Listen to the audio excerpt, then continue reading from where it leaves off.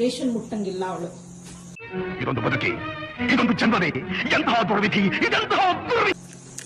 Ration ಮುಟ್ಟ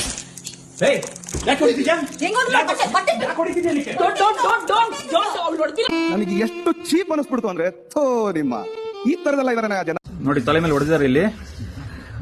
she is getting A swelling here. ದೇವ್ರು ನಿನ್ಗೆ ಒಳ್ಳೇದು ಮಾಡ್ತದ, ನಿನ್ ಜನ್ಮಕ್ಕೆ ಹೋಗೋ.